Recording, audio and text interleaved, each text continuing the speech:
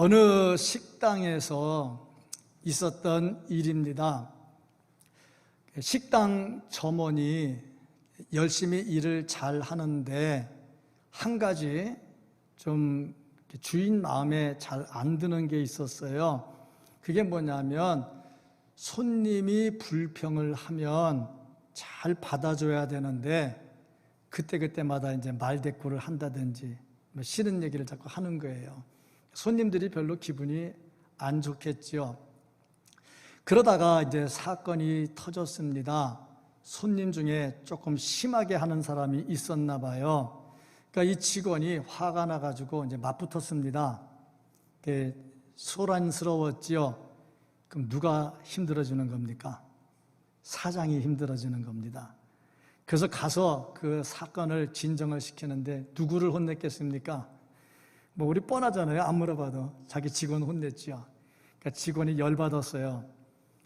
그리고 때려치고 싶은데 먹고는 살아야 되겠고 때려칠 수도 없고 그래서 속은 상하고 어떻게 하면 저 주인을 골탕을 좀 먹일까. 그리고 이제 연구를 하면서 에이 주인 손해 좀 봐라. 그래가지고 결정한 게 뭐냐면 오는 손님들한테 음식을 줄 때 왕창 많이 준 거예요. 이유가 뭐냐? 재료값 많이 나가서 사업 손해 좀 봐라 하고 재료 상관 안 하고 막 음식을 많이 줬어요. 자, 근데 이제 이상한 일이 일어났습니다. 사람들이요 더 늘어나는 거예요. 왜 그런가 봤더니 음식 맛도 괜찮은데 양도 많이 주거든. 그래서 소문이 나가지고 사람들이 꾸역꾸역 몰려가지고 장사가 더 잘 됐다는 얘기입니다.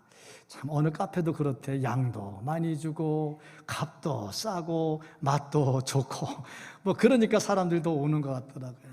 자, 그렇습니다. 이 점원이 순수한 마음은 아니고 좋은 마음은 아니었는데 많이 베푸니까 결론적으로 좋은 일들이 일어나더라 하는 것을 볼 수가 있었습니다. 참 많이 베풀면 손해볼 것 같은데 좋은 일이 더 많이 생깁니다. 제가 한 달 동안 베풀매 대해서 설교하는데 그래도 지난주에 한 주 설교를 들었으면 베푸는 게 뭔가 좀 고민을 하면서 여기저기 베푸는 모습이 좀 보여야 되는데 제가 못 봐서 그런 건지 안 한 건지 잘 안 보이는 것 같아요. 좌우지간 한 달 동안 베풀매에 대한 설교를 들으면서 많이 베풀고 주께서 주시는 복도 받기를 주님의 이름으로 축복합니다. 아멘. 우리가 흔히 말하기를 자식 사랑은 내리 사랑이라고 말을 합니다. 아마 큰 아들보다는 막내 아들을 더 사랑하는 것 같아요. 요즘은 내리사랑이라는 말도 별로 의미가 없어요. 왜? 잘나야 하나 둘 나니까 내리사랑 할 것도 없어요. 그 녀석이 그 녀석이라. 근데 예전에 보면 이 말이 실감났어요. 한 집에 보통 10명씩 다 낳잖아요. 10명씩 낳으니까 제 1번하고 마지막 번하고 나이 차이가 거의 아버지 뻘이요. 엄마 뻘. 차이가 많이 나요. 그러다 보니 왜 내리사랑을 했을까? 저도 그렇습니다만은 제 식구도 잘 모르거든요. 근데 아버지 비석 뒤에 가면 이름이 12명이 적혀 있더라고요. 그러니까 우리 형제가 12명이구나. 그래서 알았지 잘 몰랐어요. 근데 보니까 왜 내리사랑이라 했을까? 그리고 제 나름대로 생각을 좀 해봤어요. 맞는지 틀린지 모르겠습니다만은 첫째를 낳고 12째까지 낳다 보니까 이게 아버지 뻘 되니까 이제 이 애가 막내가 어른 되기 전에 아버지가 죽는 거 있죠. 그렇지 않겠어요? 예전에는 60살만 살아도 아주 좋아가지고 회갑잔치를 성대하게 했거든요. 60은 지금은 70도 애거든요. 그러니까 별로 안 하는데 예전에 그랬단 말이죠. 그러니까 10명을 낳으려고 보면 20년 낳다 보니 이게 나이가 이 애가 막내가 크기 전에 아버지 엄마 돌아가시는 일들이 많거든. 그러니까 이제 측은하니까 아이고 내 새끼 그래서 잘해준 게 아마 내리사랑이 아닐까. 제 나름대로 생각이니까 학적으로 맞다 그런 건 아니고 제 나름대로 생각이 그래요. 어쨌든 간에 내리사랑이라는 것을 제 나름대로 정리를 해보니까 내가 받지 못하는 자에게 더 사랑을 베푼다. 큰아들은 얼른 어른 되니까 큰놈은 돈 벌어다가 아버지한테 용돈도 주고 그럴 거 아니에요. 근데 저 끝에 녀석은 크기 전에 내가 죽을 거니까 하나도 못 받고 가거든. 그러니까 그런 애에게 더 사랑을 준다 하니까 내리사랑이라 하면 내가 받지 못함에도 불구하고 주는 거, 그것이 내리사랑이 아닐까. 전 나름대로 그렇게 정리를 해봤습니다. 오늘 설교 본문을 가지고 제목을 정할 때 내리사랑을 합시다 하고 본문 제목을 정했고, 제 설교집에는 가로 열고 하향적 대접하고 가로 닫고 소제목을 또 달아놨어요. 참, 더 아랫사람, 더 낮은 사람, 나보다 못한 사람을 대접하는 것, 베푸는 것, 과연 이것이 무엇일까 하는 겁니다. 진정한 사랑이라 말할 수가 있는데, 흔히 위를 보고 대접하는 것, 섬기는 것, 그것은 순수하지 못한 경우가 많습니다. 왜냐하면 윗사람에게 잘해주면 나한테 돌아오는 게 있거든요. 이것은 순수한 베풀미 되지 못한다. 특별히 군대에서 상관에게 잘 때마다 시마다 선물 갖다 바치고 베푸는 거라고 안 하죠. 그런 거 보면 자기한테 돌아오는 게 있죠. 직장에서도 역시 마찬가지죠. 그러다 보니까 나한테 돌아올 것을 생각하는 윗선을 바라보면서 하는 것은 순수하지가 못하다. 성경은 내리사랑에 대한 말씀을 하고 있습니다. 예수님께서도 그런 사랑을 원치를 않으셨습니다. 오늘 말씀 앞에 7절부터 11절까지 말씀을 보면 예수님이 잔치에 초청을 받고 가셨는데, 그 잔치에 초청받은 사람들을 보니까 좀 있는 사람들이 왔어요. 제법 괜찮은 사람들이 왔어요. 예수님도 초청을 받았어요. 예수님은 어떤 분이냐? 하나님의 아들이고 수많은 사람들의 병을 고쳐주고 사람들이 예수님을 따랐잖아요. 인기가 캡이었잖아요. 그러니까 예수님을 자기 집에 모시면 자기도 상대적으로 좋은 이미지를 가질 수가 있지요. 그래서 예수님까지 초청을 한 겁니다. 예수님께서 그 상황을 가만히 보니 순수한 섬김은 아니더라, 순수하게 베푸는 모습은 아니더라 하는 것을 보시고 오늘 본문의 말씀을 하시는 겁니다. 자, 그렇다면 내리사랑이란 도대체 뭘까? 어떻게 하는 것이 하향적 대접을 하는 것일까? 왜 주님께서는 이 말씀을 하셨을까? 나는 그렇다면 어떻게 지금 살아가고 있는가 하는 겁니다. 오늘 말씀 속에서 정말 주님께서 우리에게 말씀하시는 베풀매의 문제 하나 또 해결될 수 있기를 주님의 이름으로 축복합니다. 아멘. 먼저 이 말씀에서 볼 수 있는 거, 우리는 반드시 내리사랑을 하고 살아야 된다 하는 겁니다. 하향적 대접, 나보다 높은 사람을 대접하는 것이 아니라 나보다 부족한 자에게 베푸는 삶을 살아야 된다 하는 겁니다. 그렇다면 내리사랑이란 뭘까? 하향적 대접이란 뭘까? 어떻게 하는 것이 내리사랑일까? 그리고 보니 첫째, 이기적인 동기를 가지지 말라.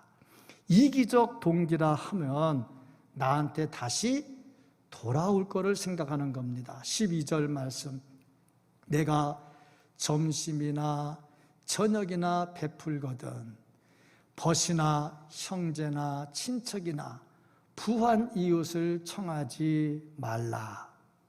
자, 벗, 친척, 부한 사람, 내가 밥 사주면 나중에 어떻게 됩니까? 너 그때 나한테 밥 사줘서 고마워. 자, 나를 한번 살게 와. 다 그렇게 하지 않겠어요? 그러니까 뭔가 계산이 된다는 말이죠. 특별히 친구라는 말을 썼는데 이 친구라는 단어는 굉장히 좋은 단어임에도 불구하고 친구는 이익 집단입니다. 나한테 이익이 되니까 친구가 되는 거지 나한테 손해가 되면 친구가 안 됩니다. 그런 의미에서 볼 때에 뭔가 나에게 돌아오는 이익을 생각하는 것, 이게 내리사랑이 아니라는 거죠. 둘째, 의무감입니다. 의무감 때문에 하는 거. 오늘 보니까 형제와 친척을 부른다 그랬어요. 우리가 무슨 일 할 때 형제 친척 안 부를 수 없잖아요. 부르잖아요. 의무감 때문에 다 부른다 하는 거지요. 무슨 일 하든지 베풀 때 순수하게 해야 되는데 안 할 수는 없고, 내 사회적 지위와 체면을 있고 내 입장도 있고 의무 때문에 안 할 수 없다는 거죠. 그런데 뭐든지 의무 때문에 하기는 해야 되지만 의무만으로 해서는 안 된다는 겁니다. 특별히 하나님께 드리는 헌금 같은 것은 의무로 하면 안 됩니다. 순수하게 기쁨으로 해야지요. 제가 오래전에 교회 부임을 했는데 장로님 한 분이 저한테 질문을 해요. 목사님, 11조가 헌금입니까? 아닙니까? 저는 참 의아해했어요. 왜냐? 그 장로님이 날라리 장로님이 아니고 믿음 생활도 잘하고 11조도 잘하고 봉사도 잘하시는 분인데 그런 질문하니까 제가 이해가 안 됐어요. 아니 그럼 장로님 지금 11조가 뭔지도 모르고 하고 있는가? 하고 생각을 했는데 그 장로님이 몰라서 묻는 것은 아니었습니다. 왜냐하면 성경을 보면 11조와 헌금은 구별이 됩니다. 말라기 3장 8절 보면 11조와 봉헌물을 구별을 합니다. 그러니까 11조는 헌금이 아니란 얘기죠. 또 그 다음에 또 무슨 얘기를 하느냐면은 헌금은 은혜 받은 대로 하나님께 드립니다. 뭐 많게 드리든 적게 드리든 뭐 한 번 빼먹어도 누가 뭐라고 안 하고 아무 문제가 없어요. 뭐 건축원금을 하는데 조금 하든 많이 하든 누가 뭐라고 안 하잖아요. 그런데 11조는 달라요. 11조는 의무금이에요. 반드시 해야 돼요. 그래서 교회에서 장로 투표, 권사 투표, 장례 집사 투표할 때에 11조 했는지 안 했는지 반드시 점검합니다. 예배 출석, 주일 예배 출석, 이 예배 출석하고 11조는요 의무거든요. 반드시 해야 돼요. 이거 안 하면 아예 후보에서 빼버리죠. 그런데 또 11조도 정확하게 해야 맞습니다. 정확하게. 봉투는 11조인데 내용은 아닌 경우가 또 허다하거든요. 근데 그거는 본인의 양심에 따라서 하는 거고, 믿음이 부족할 때는 그래도 봉투라도 시작했다가 나중에 알맹이까지 맞아야 되고, 원래는 알맹이까지 다 맞아야 맞는 건데 믿음 부족할 때는 또 그것 때문에 시험 들거든요. 그러니까 믿음이 클 때까지는 봉투가 있더라도 하다가 믿음이 크면서 이제 알까지 다 맞아야 되죠. 어쨌든 간에 중요한 것은 11조는 해야 된다는 거하고 정확하게 해야 된다는 겁니다. 그러니까 의무금이라 하는 거죠. 우리 총회 헌법에도 보면 11조는 의무금이라고 되어 있어요. 이걸 보면은 반드시 해야 될 것. 그래서 그 장로님이 질문을 한 겁니다. 제가 웃으면서 답변했죠. 그래도 헌금이죠. 왜? 하나님께 드렸으니까. 왜냐하면 의무금이라 하는 것은 마음 없이도 드릴 수 있거든요. 그러니까 바리새인들이 11조를 잘했어요. 근데 예수님께 꾸지람 들었잖아. 왜? 그들은 그냥 순수하게 의무금으로 드린 거야. 그런데 우리는 하나님께 드리기 때문에 이 자체도 헌금인 것이죠. 어쨌든 간에 의무 때문에 해야 되지만 의무만으로 하면 안 된다는 겁니다. 베푸는 것도 마찬가지입니다. 그리스도이니까 당연히 베풀어야죠. 그런데 의무 때문에만 하는 것은 내리사랑이 아니더라 하는 겁니다. 셋째로 우월감을 가지고 하지 말아라. 나는 잘났고 나는 있어, 너는 없잖아, 그러니까 내가 너한테 베풀어 주는 거야. 이런 것은 안 된다는 거죠. 구제할 때에 받는 사람 자존심도 생각을 해야 됩니다. 선교할 때도 우리나라는 잘 살고 우리나라는 복음이 있으니까 너같이 못 살고 복음 없는 나라에 우리가 주는 거야, 이런 우월의식 가지면 안 된다는 겁니다. 오래전에 제가 태국 선교사님을 초청을 한 적이 있어요. 근데 그 선교사님이 오실 때에 태국 현지 지도자들을 몇 분을 대동하고 왔습니다. 그 여러 가지 나름대로 현지 선교사니까 우리말로 하면 목사 전도사 아닙니까? 그래서 열심히 잘 섬긴다고 했는데 그 선교사님이 속을 좀 털어놓더라고요. 한국에 오니까 기분이 별로 안 좋다. 왜요? 그랬더니 태국 현지 지도자들이잖아.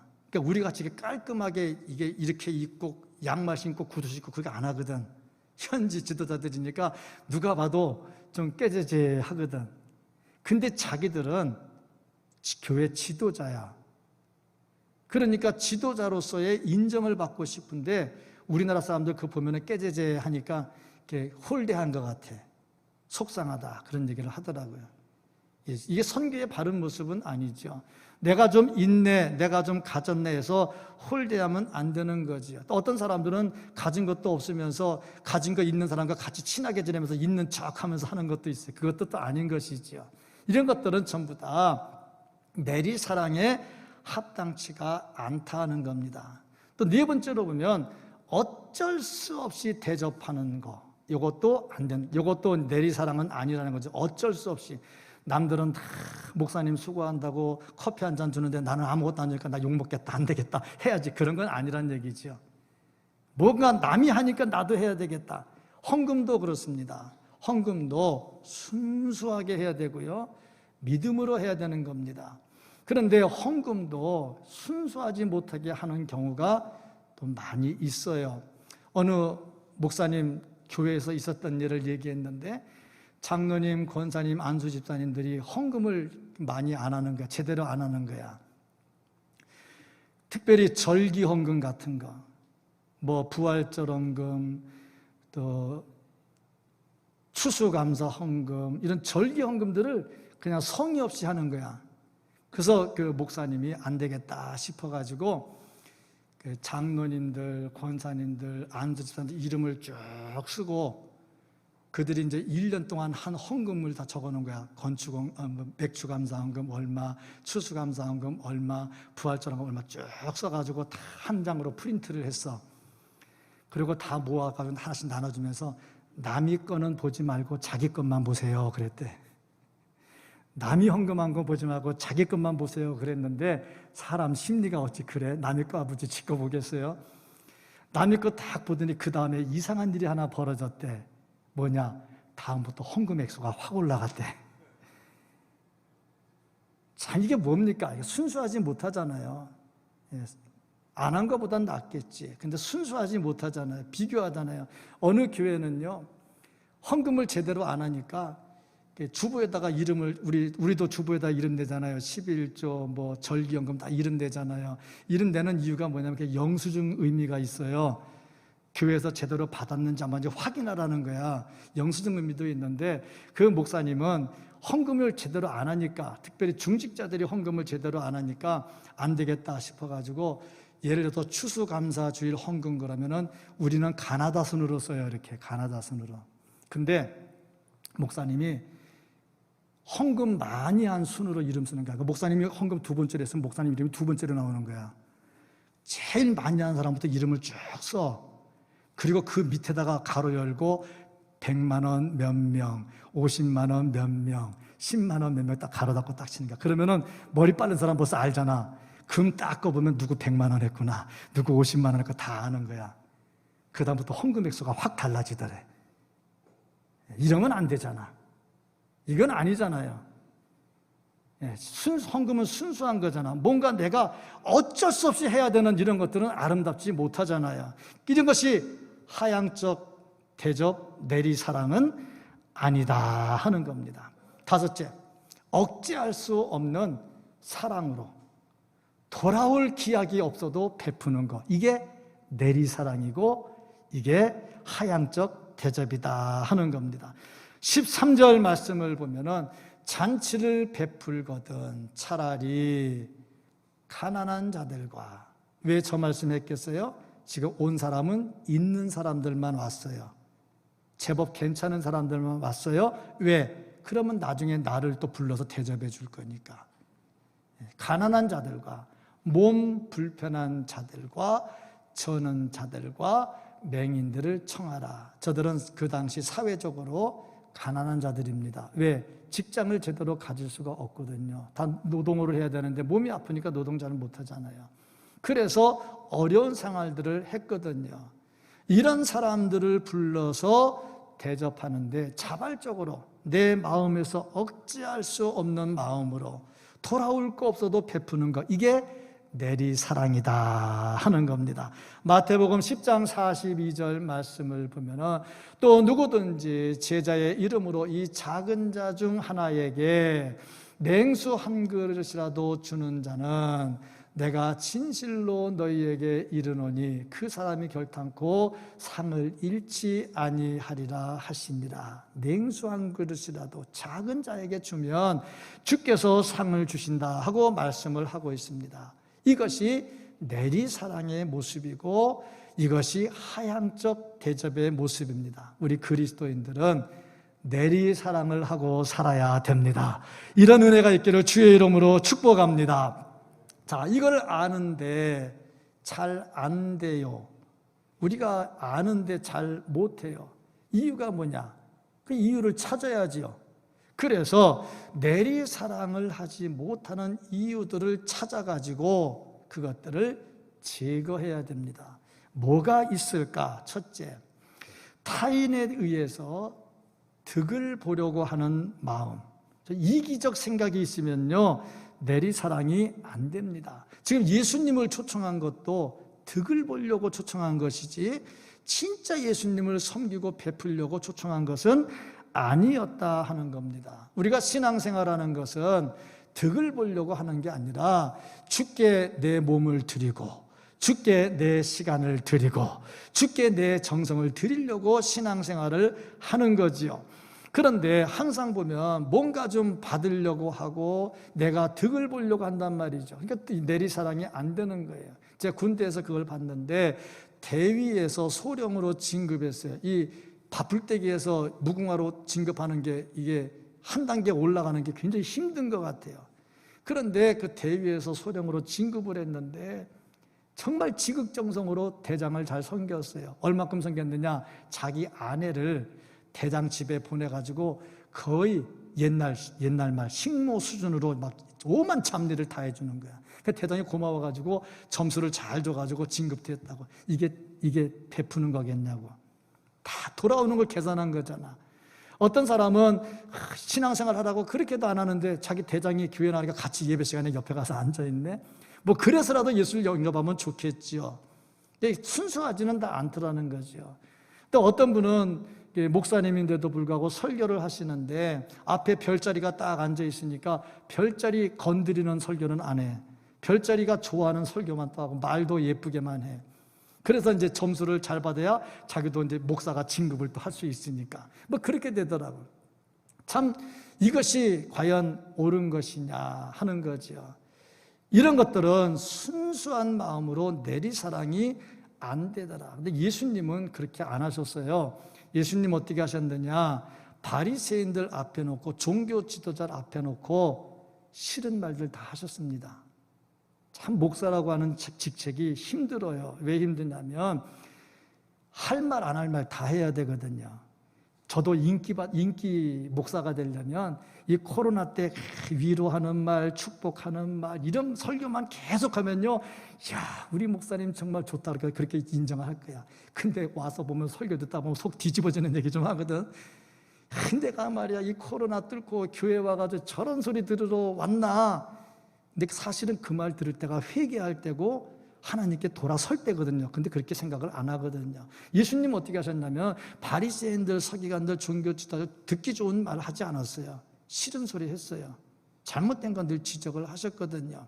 근데 그러고 보니까 참 내리사랑을 못하는 이유가 뭐냐? 다 자기에게 돌아오는 이득을 생각하는 겁니다. 둘째는 손해보기 싫어하는 겁니다. 내가 이거 하면 손해인데, 이렇게 하면 내가 손해인데, 돌아오는 거 없는데, 헌신하고 희생하는 거 전부 손해잖아요. 사마리아 사람, 선한 사마리아 사람, 예루살렘을 떠나서 여리고로 가다가 강도 만난 사람을 봅니다. 거기에요 제사장도 지나가요, 레위인도 지나가요. 왜 지나갑니까? 그 건드렸다가 손해보거든. 왜 손해봐요? 제사장은 제사를 지내는 사람이요, 피 묻으면 안 돼. 불결해져. 그럼 제사를 못 드려. 근데 제사 드리러 가는 중에 그 피 묻은 사람 만지면 어떻게 되겠어요? 가서 제사 못 드리잖아. 다 이런 거 저런 거 이래저래 손해가 생각나거든. 그러니까 손해올 거 생각하면요, 베푸는 게 안 되더라 이겁니다. 그런데 예수님은 어떻게 하셨습니까? 손해 엄청 받으셨잖아. 어떻게? 하늘 보호자를 다 버리고 오셨잖아. 이게 내리사랑이죠. 그러니까 자기에게 돌아올 이득을 생각하면요, 내리사랑이 안 됩니다. 셋째는 하늘에 쌓아둔다는 개념이 없어요. 이 땅에서 대접하면, 좀 높은 사람 대접하면 나한테 돌아옵니다. 심지어 나는 돈 10,000원밖에 없어가지고 10,000원짜리 사줬어. 근데 그 사람은 돈이 10만 원이 있어. 그럼 10만 원짜리 사주면 내가 10,000원짜리 사주고 10만 원짜리 얻어먹거든. 이 땅에서는요, 다 계산이 나와요. 그런데 이 땅에서 대접했는데, 베풀었는데 받지를 못해. 그러면 하늘의 보화가 쌓인다는 겁니다. 이걸 알면, 하늘의 보화가 쌓이는 것을 알면 우리는 기꺼이 베풀면서 살 수가 있다 하는 겁니다. 불의한 청지기.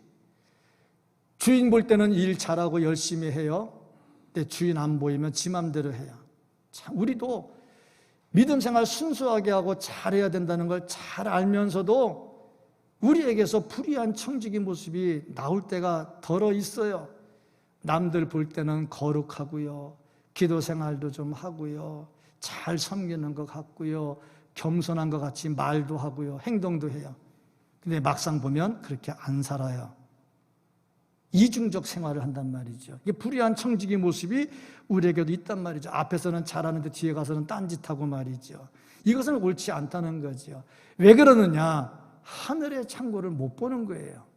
베푸는 사람, 내리사랑하려면 하늘의 창고를 봐야 됩니다. 하나님께서요, 다 보고 계신다는 말씀이지요. 그래서 우리가 내리사랑을 하는데 장애가 되는 것들을 전부 제거해야 된다 하는 겁니다. 자, 그러면 어떻게 해야 이 내리사랑을 잘하고 살 수가 있을까?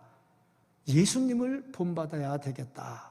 마태복음 11장 39절 말씀을 보면, 29절, 나는 마음이 온유하고 겸손하니, 여기 두 가지가 나옵니다. 온유, 겸손. 내리사랑하는 사람의 자세입니다. 사도 바울은 뭐라고 그랬느냐? 에베소 4장 2절 말씀을 보면은요, 대접하는 데 힘쓰라고 그랬어요. 그래서 어떻게 하느냐? 내리사랑을 제대로 잘하려면 대접하는 일, 베푸는 일에 힘써야 되겠다는 겁니다.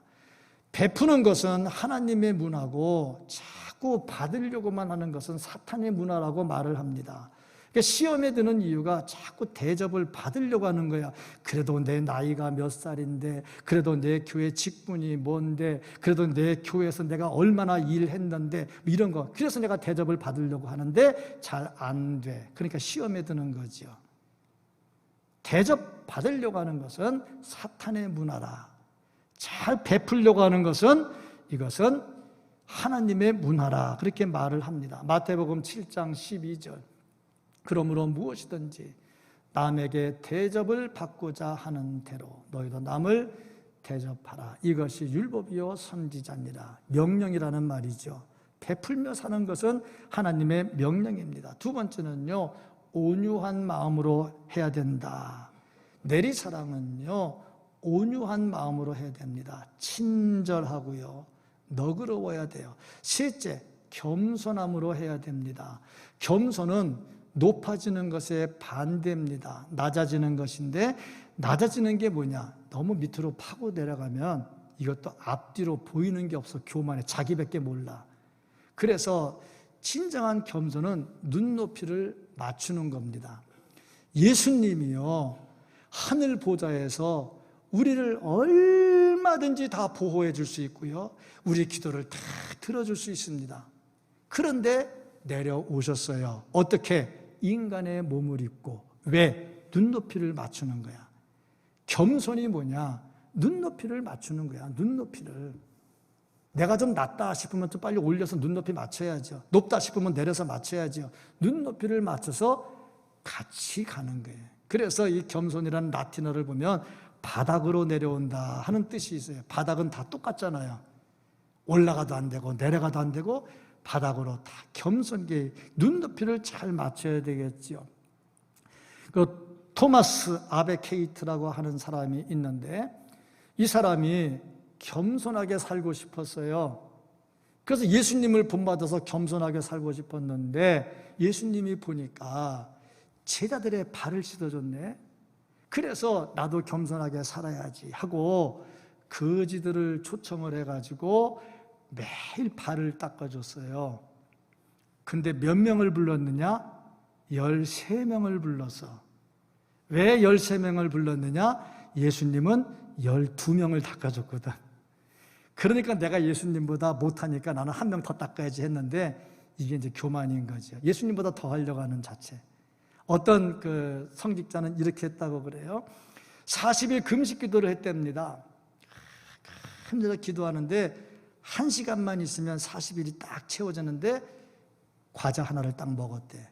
그 사람들이 왜 그걸 먹냐, 1시간 못 참냐 그랬더니 아니 그게 아니고 예수님이 40일을 하셨는데 내가 어떻게 예수님만큼 하냐, 좀 못해야지. 그래서 과자 하나를 먹었대요. 참 그렇지 않겠어요? 그 마음이 참 그렇잖아. 겸손한 마음이죠. 그래도 내가 조금 더 너보단 겸손해야지 하는 자체가 교만이라고 하는 거예요. 예, 교만. 그렇습니다. 진정한 겸손은 눈높이를 맞추는 겁니다. 내가 막 거룩하게 못 사는 것처럼, 내가 거룩하게 못 사는 것을 막 회개하는 것처럼, 안타까운 것처럼 말을 하는데 속은 딴짓을 하고 있다고. 이 위선입니다. 이런 것들은 내리사랑의 반대가 되더라 하는 겁니다. 네 번째로 보니까 주장하는 자세로 하지 마라 하는 겁니다. 베드로전서 5장 3절을 보면 주장하는 자세를 하지 말고 양무리의 본이 되라. 주장하는 자세는 뭔가 좀 있다고 생각하는 사람이 자기 마음대로 하고 싶어서 하는 게 주장하는 자세입니다. 내리사랑은 주장하는 자세를 버려야 돼. 이런 사람의 특징, 자기는 안 내려놓으면서 상대편에게 내려놓으라고 자꾸 강요를 해. 자기가 내려놓으면 간단한데. 그러니까 주장하는 자세로 하지 말아야 될 이유가 뭐냐? 이유는 뭐냐면 우리는 청직이요. 주인은 누구냐? 하나님, 예수님, 성령님이요. 그러면 우리는 어떤 자냐? 하나님 것을 관리하는 자요. 관리를 잘하면 칭찬을 들을 것이고 관리를 못하면 꾸중을 들어요. 그러니까 주장하는 자세로 하는 게 아니라 겸손함으로 해야 되겠죠. 모든 것이 다 주님의 것입니다. 내가 잘 관리하게 해주십시오. 이런 사람들이 진정으로 베푸는 사람의 모습입니다. 다섯째, 배려하는 마음으로 하라. 배려는 내 생각보다 네 생각을 먼저 해주는 겁니다. 이게 배려죠. 이솝의 우화 가운데 우리가 잘 알고 있는 것, 근데 많이 잊어버렸을 거예요. 여우가 두루미를 초청을 했습니다. 식사 같이 하면서 교제하자고. 그래서 두루미를 이렇게 초대를 해가지고 식사 대접을 하는데 납작한 접시에다가 음식을 깔아가지고 줬어요.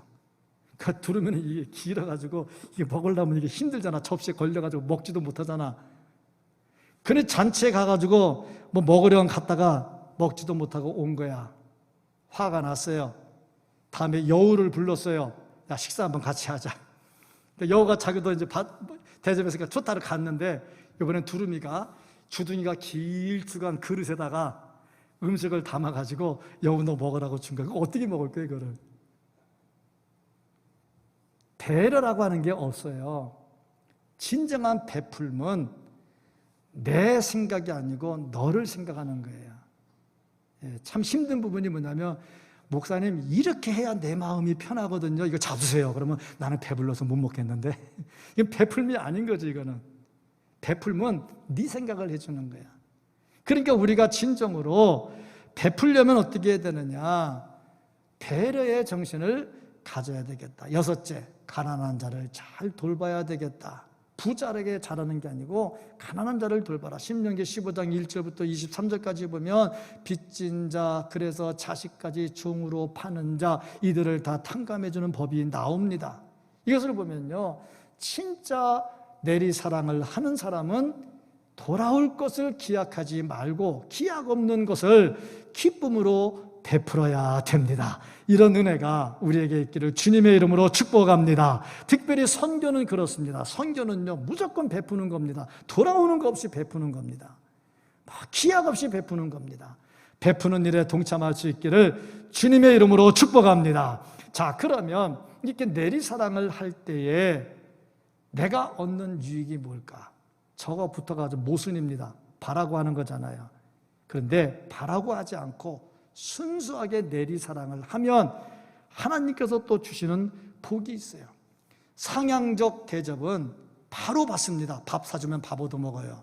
그런데 내리사랑은 해주고 못 받아요. 그런데 중요한 거, 하나님은 다 기록해 놓고 계시다가 나중에 채워주신다는 겁니다. 어떤 게 더 오래 가겠느냐? 땅에서 받는 것은 한 번이고 끝나요. 그런데 하늘나라에서는 영원히 없어지지 않습니다. 여기서 볼 수 있는 거, 베풀면 받게 된다 하는 겁니다. 메아리, 사랑해 그러면 사랑해가 돌아와요. 미워해 그럼 미워해가 돌아와요. 우리도 늘 그래요. 너 왜 나 사랑하지 않냐? 그 말 하지 말고 내가 사랑 주면 사랑 돌아오게 돼 있어요. 그렇게 되는 거 아니겠어요? 내가 주님의 이름으로 베풀면 돌아옵니다. 사르밧 과부, 먹을 게 없어요. 마지막에 아들하고 죽으려고 마지막 남긴 거, 이거 엘리야에게 베풉니다. 그래서 그가 받은 복, 가뭄이 끝날 때까지 기름이 마르지 않고 가루가 마르지 않아요. 하나님께서 주시는 복입니다. 둘째로, 잘 베풀고 대접하면 기도의 응답을 받습니다. 마태복음 7장 7절부터 11절 보면 예수님께서 구하라, 찾으라, 두드리라 말씀을 하시면서 기도 응답을 말씀을 하시면서 대접하라 하고 말씀을 하셔요. 왜 그랬을까? 아니, 기도 응답 받는데 왜 갑자기 대접하라는 말이 나올까? 그러고 보니 대접하는 것은 하나님의 말씀이거든요. 그러니까 말씀에 순종하며 살면 기도의 응답이 온다 하는 겁니다. 그래서 내리사랑하면 기도의 응답도 받습니다. 세 번째로 보니까요, 범사에 손으로 하는 것 다 복을 받는다 그랬어요. 신명기 15장 18절 말씀 보면 그가 6해 동안에 품꾼의 삭슬 배나 받을 만큼 너를 섬겼은즉 너는 그를 놓아 자유하게 하기를 어렵게 여기지 말라. 그리하면 내 하나님 여호와께서 내 범사에 내게 복을 주시리라. 자, 종에게도 이렇게 자유를 주면서 잘해주면요, 하나님께서 범사에 복을 주신다 그랬어요. 네 번째로 보니까 부활 시에 받을 상이 더 크다. 땅의 상은 잠시 있다가 없어집니다. 부활 시에 받을 상은 영원하지요. 14절 말씀, 그리하면 그들이 갚을 것이 없으므로, 자, 저는 자, 가난한 자, 늘린 자, 이런 사람들, 내가 해줘도 다시 나한테 갚을 것이 없는 사람들 베풀었어요. 내게 복이 되리니 이는 의인들의 부활 시에 내가 갚음을 받겠음이라 하시더라. 누가 주는 겁니까? 하나님이 주시는 거잖아요. 자, 내리사랑을 하고 잘 베풀었더니 하나님께서 범사가 잘 되게 해주시더라 하는 겁니다. 우리 그리스도인들은 상향적 대접이 아닌 하향적 대접, 내리사랑을 하면서 살아야 됩니다. 예수님께서 이 잔치에 초청을 받고 가셔서 상향적 대접을 하는 사람을 보면서 이건 아니다 싶어서 본문의 말씀을 주신 겁니다. 그렇다면 나는 이 말씀을 들으면서 얼마나 내가 베푸는 삶을 사는가, 상향적 대접을 하고 살지는 않는가, 내가 진심으로 내리사랑을 실천하며 살고 있는가. 내리사랑을 실천하려면 다른 사람을 통해서 득을 보려는 생각을 버려야 됩니다. 내가 손해가 돼도 감수할 수 있어야 됩니다. 무엇보다 하늘에 쌓인다는 것을 알아야 됩니다. 그러면 내리사랑을 실천하면서 살 수가 있습니다. 내리사랑을 실천하면서 베푸는 삶을 통해서 우리의 신앙도 성숙해지고 하늘의 상급도 쌓고 은혜도 충만한 우리의 모습이 될 수 있기를 예수님 이름으로 축복합니다. 아멘. 기도하겠습니다.